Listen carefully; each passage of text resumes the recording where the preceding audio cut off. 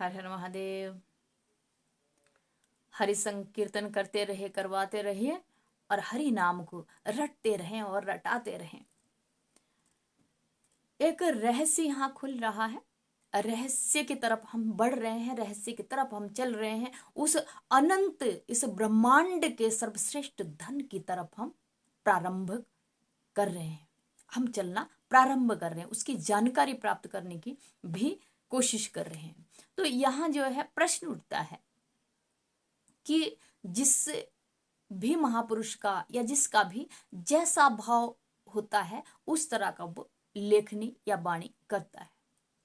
अब बहुत सारे हमारे जो है 18 पुराण है, 4 वेद है, उपनिषद है, शास्त्र है, तो इस तरह की ये ग्रंथावली हम सुनते और पढ़ते रहे। इनमें हम एक बात कहेंगे कि श्रीमद् भगवत गीता एक ऐसा शास्त्र है जो भगवान के श्रीमुख से निकला है, और भगवान के श्रीमुख से निकली हुई बात असत्य हो नहीं सकती है, असत्य हो नहीं सकती है। और इसमें जो रहस्य बताए गए हैं इस पे क्यों नहीं हम खोज करते, इसको क्यों नहीं हम सुनते, इसको क्यों नहीं हम पढ़ते, और इसको क्यों नहीं हम समझने का प्रयत्न करते, और इसको क्यों नहीं हम गुरुजनों से ऐसा आग्रह करते हैं कि हमको गीता की व्याख्या, इसका सार तत्व जो है वो हमें बताइए। ऐसा हम क्यों कोशिश नहीं कर रहे हैं, जबकि ये द्वापर के समय की बात है। और कहाँ गीता जी गाई गई? युद्ध क्षेत्र में। बताएगा कि युद्ध क्षेत्र, आमने सामने सेनाएं हैं, भाई यहाँ भी कोई ज्ञान चर्चा होती है क्या? ऐसे समय में जो प्रकट जो वाणी हुई है, जो गायन प्रकट हुआ है, जो गाया गया, भगवान के श्रीमुख से गीता जी गाई गई है, वेद व्यास जी कह रहे हैं गाई गई है। तो ऐसे समय में जो बात उपस्थित है वो कितनी बेशकीमती होगी। क्यों नहीं हम इस विषय पे सोचते, कभी विचार क्यों नहीं हम करते कि भाई जो है जिस समय जो दोनों तरफ जो है, दोनों शत्रु की सेना दाएं बाएं आमने सामने है, तो उस समय जो वाणी प्रकट हुई, भगवान जी ने उस समय जो उपदेश दिया, गाई है, गीता जी गाई गई है, तो ये गायन जब किया तो फिर वो कितना अनमोल हो सकता है, या कितना फिर भिन्न भी, ये भी सोच सकते हैं। मतलब कुछ तो हम विचार करें कि ये बिल्कुल अलग चीज है, और भगवान के श्रीमुख से सिर्फ गीता ही एक जो है वो निकली है, गीता उनके मुख की वाणी है। तो इस पे हमें विचार करना चाहिए, क्योंकि वेद व्यास जी ने स्वयं शब्दावली गीता जी के लिए लिखी है।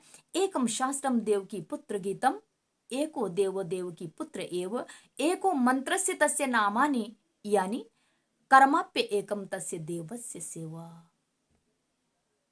एक ही कर्म है उस देव की सेवा करना, और एक ही जो शास्त्र है, शास्त्रों में है, वो देव की पुत्र द्वारा गाई हुई गीता जी है। तो इसके ऊपर हमें गौर करना चाहिए। एक ही ये बात हो गई। दूसरा जो है, गीता जी में जगह जगह जो है भगवान कृष्ण ने अर्जुन को ये निर्देश दिया है कि जो गीता जी है वो क्या है, ये अविनाशी योग है, कभी भी नष्ट ना होने वाला ऐसा ये शाश्वत धन है। इसको धन कहते हैं हम, जो कभी नष्ट होने वाला धन नहीं है। वो कौन है? भगवान की वाणी है, परमात्मा है, परमात्मा है। उस चीज को समझे। अच्छा, इस तरह से हम जो है अपने जीवन को धन्य कर सकते हैं। इसमें और भी गीता जी की ही व्याख्या करूंगी, मैं गीता जी को ही आपके समक्ष रखूंगी, लेकिन उसको सरल भाव में आप समझो, उसको जानो। और अध्यात्म का जो धन है वो सृष्टि का सर्वश्रेष्ठ धन है, ये व्यास जी स्वयं कह रहे हैं। जब ऐसा गुरुजन कह रहे हैं, जब ऐसा ईश्वर स्वयं कह रहे हैं, तो हम उस चीज को क्यों नहीं खोज रहे हैं? हम क्यों और चीजों को खोज रहे हैं? हम और चीजों को खोजे, लेकिन अपना फोकस जो है उस पर ही क्यों नहीं रखे? यही दुख का कारण है, यही निर्धनता का कारण है, यही अशांति का कारण है। तो इस जानकारी को, इसको हम शाश्वत, जो सदैव रहने वाला जो धन है, सदैव रहने वाला जो प्रामाणिक जो हमारा शास्त्र है, वो गीता जी है। इस धन को हम प्राप्त करें, गीता जी के माध्यम से हम प्राप्त करें। और चैनल को देखते रहें, श्रवण करते रहें, सब्सक्राइब कर लें, तो आपको हर जानकारी नोटिफिकेशन आपको मिलती रहेगी, सूचना मिल जाएगी, आप देख भी लोगे उस व्याख्या को, क्या कहा क्या नहीं, फिर प्रश्न भी नहीं करोगे कहीं दूसरी जगह, क्योंकि आपके प्रश्नों का उत्तर स्वयं आपको मिलता रहेगा। हर हर महादेव।